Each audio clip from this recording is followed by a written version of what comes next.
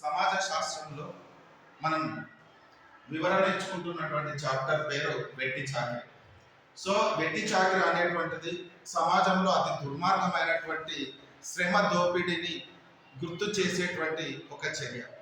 So ఈ వెట్టి చాకిరి అనేటువంటిది ఒక వ్యక్తిని బలవంతంగా కానీ అతని చుట్టూ ఒక కృత్రిమమైనటువంటి పరిస్థితులను కల్పించి అతనికి నామమాత్రంగా కొంత ఆ సేవలకు ప్రతిఫలంగా కొంత డబ్బును చెల్లించి కొన్ని సందర్భాల్లో పూర్తిగా డబ్బులు చెల్లించకుండా అతని సేవలను వినియోగించుకొని శ్రమ దోపిడీ చేసేటువంటి క్రూరమైనటువంటి ప్రవృత్తినే మనం వెట్టి చాకిరి అనే పేరుతో పిలుస్తూ ఉంటాం.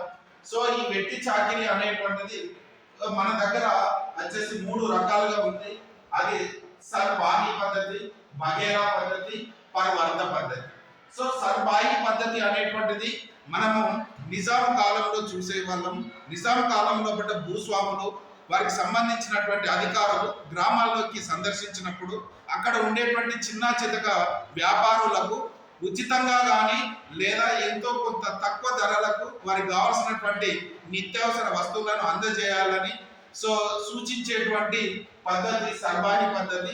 ఈ పద్ధతిలో చిన్న చిన్న వర్తకులు అనేటువంటి వారు నెయ్యిని తర్వాత తేనెను ఉచితంగా అందజేయాలని బలవంతమైనటువంటి మందలింపు అనేటువంటిది ఇందులో కనిపించేది. అదేవిధంగా బగేరా అనేటువంటి పద్ధతి, ఇది తెలంగాణలో పాలేరు లేదా జీతగాడు అనేటువంటి పద్ధతి. ఇది కొంత ఒక సమయానికి ఇద్దరి మధ్య భూస్వామికి వ్యక్తికి శ్రమ చేసేటువంటి వ్యక్తికి మధ్య ఒక ఒప్పందం ఉండేది. ఒక సంవత్సరానికి గాను పూర్తిగా 24 గంటల సమయము భూస్వామికి తన యొక్క సేవలను అందించేటువంటి కట్టుదిట్టమైనటువంటి ఒక ఒప్పందం ఉండేది. దీనికి కానీ కొంత మూల్యము కొంత ధనాన్ని వీరికి మాట్లాడుకునేటువంటి వారు వీరి మధ్య ఒక ఒప్పందం అనేటువంటిది ఉండేది. ఆ విధంగా పూర్తిగా సేవలను ఒక 1 ఇయర్ పాటు 24 గంటలు భూస్వామికి అందజేసేటువంటి వ్యవస్థను బగేరా పద్ధతి అని అంటారు. దీనినే పాలేరు లేదా జీతగాడు పద్ధతి అనేటువంటిది చెప్పచ్చు. ఇకపోతే పరవర్త పద్ధతి, పెద్దవారే కూడా అంటే చిన్న పిల్లలను ఇళ్లలో పట బట్టలు ఉతకడానికి కానీ లేకపోతే ఇల్లు ముడవడానికి కానీ సో ఇంటిలో ఉండేటువంటి వంట వస్తువులను తోమడానికి కానీ ఇట్లా చిన్న పిల్లల చేత శ్రమ చేయించుకొని తల్లిదండ్రులకు ఏదో నామమాత్రంగా మాత్రమే కొంత వేతనాన్ని అందజేసేటువంటి చర్యను ఇది పరవర్త పద్ధతి అంటారు. ఈ పద్ధతి కూడా నిజాం కాలంలో కనిపించేది.